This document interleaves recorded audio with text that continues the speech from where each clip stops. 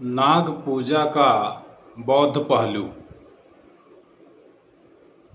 साथियों,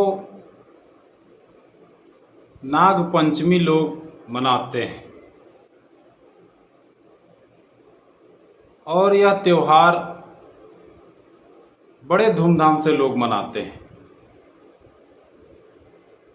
यह कहा जाता है कि नागवंशियों का बड़ा त्यौहार था, लेकिन आर्यों की चालाकी से लोग इसे सांप सपेरों से जोड़कर देखते हैं, क्योंकि नागवंशियों को तोड़कर ही आर्यों ने इन्हें पराजित किया था। इस पर्व का एक दूसरा पहलू भी है जिसे हमें जानने की जरूरत है। जब भारत में बौद्ध धर्म का विस्तार बड़ी तेजी से हो रहा था, तो आर्यों को बौद्ध धर्म प्रचारकों से ईर्ष्या होने लगी।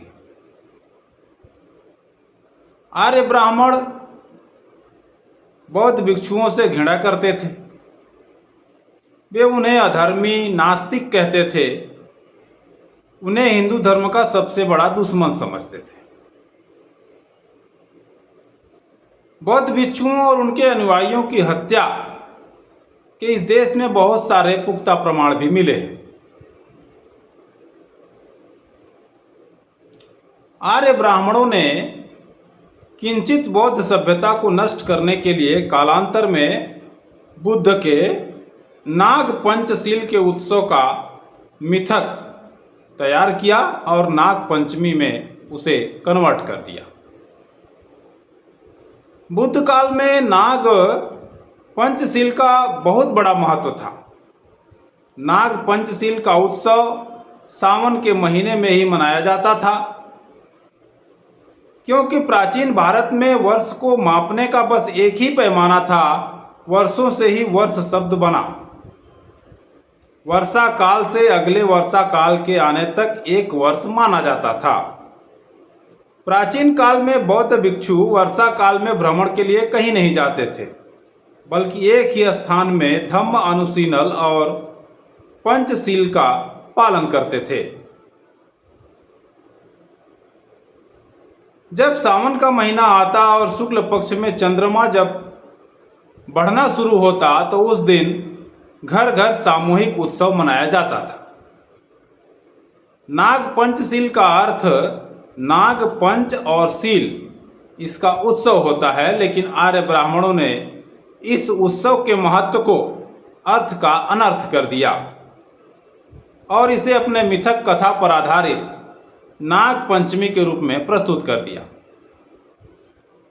ब्राह्मणों के वेद पुराणों में नागों का कई बार जिक्र आता है।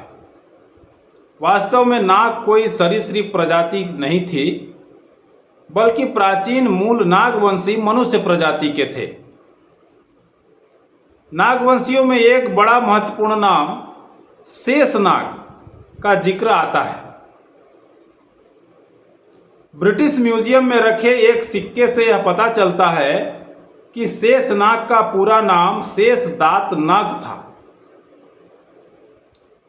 एक और नागवंशी मगध का पराक्रमी सम्राट, जिसका नाम शिशुनाग था।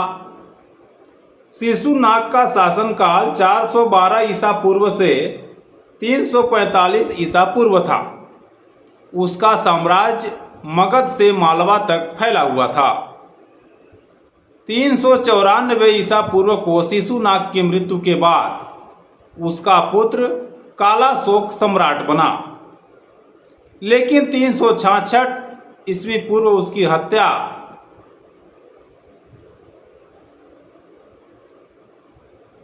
यहाँ पर कुछ टाइपिंग मिस्टेक है। 396 ईसा पूर्व उसकी हत्या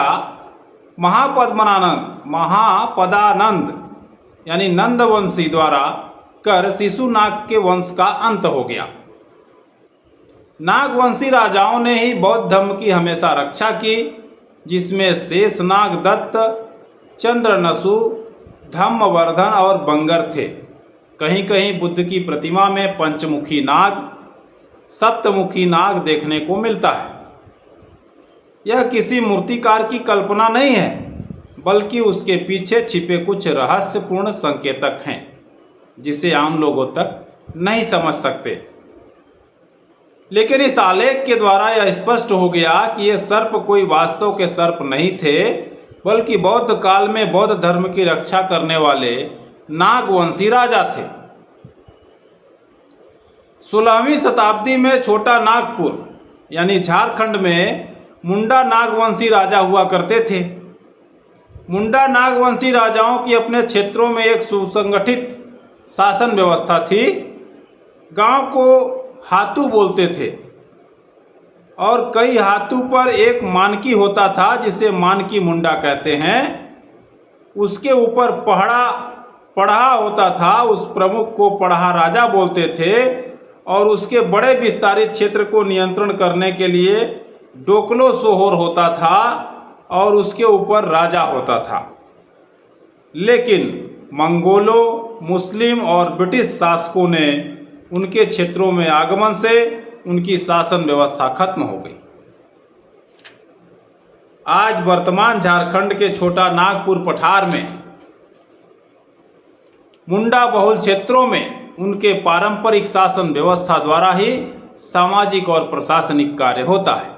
छोटा नागपुर के मुस्लिम धर्म को मानने वाले अधिकतर मुस्लिम लोग नागवंशी हैं और रैयतधारी भी। जिस प्रकार से झारखंड के आदिवासी समुदाय में ब्रिटिश लोगों के कारण ईसाईकरण हुआ, लेकिन वास्तविकता तो यही है कि वे नागवंशी हैं। बौद्ध सभ्यता को नष्ट करने के लिए आर्य ब्राह्मणों ने मिथक कथा एवं मिथक प्रैक्टिस का सृजन किया।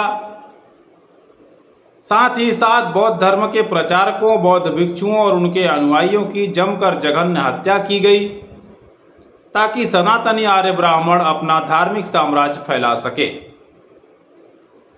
इसके लिए उन्होंने मिथक धार्मिक प्रथा को निरंतर मनाने के लिए अपने धर्म के माध्यम से खूब प्रचार किया और अंततः मूल सत्य पर हमेशा के लिए पर्दा डाल दिया।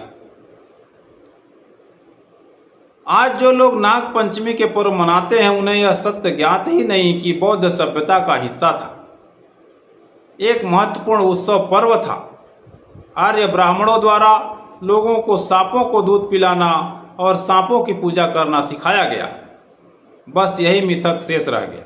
आधुनिक काल की तकनीकी विकास में दुनिया में चलचित्र यानी बाइस्कोप का चलन 19वीं सदी के अंत तक हो गया था।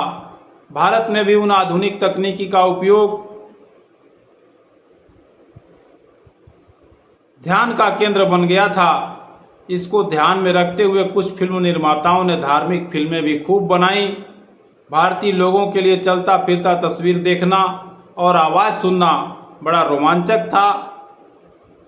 आर्यों ने चलचित्र को भी अपना खतरनाक हथियार के रूप में प्रयोग किया। खूब धार्मिक फिल्में बनने लगी। रामायण महाभारत के पात्रों वाली फिल्में सबको खूब भाती थी। कुछ दशकों बाद टेलीविज़न ने सबको खूब प्रभावित किया। टेलीविज़न प्रोडक्शन में भी खूब फंतासीदार धार्मिक प्रोग्राम बनने लगे। सांपों पर आधारित कई अंधविश्वास फैलाए गए।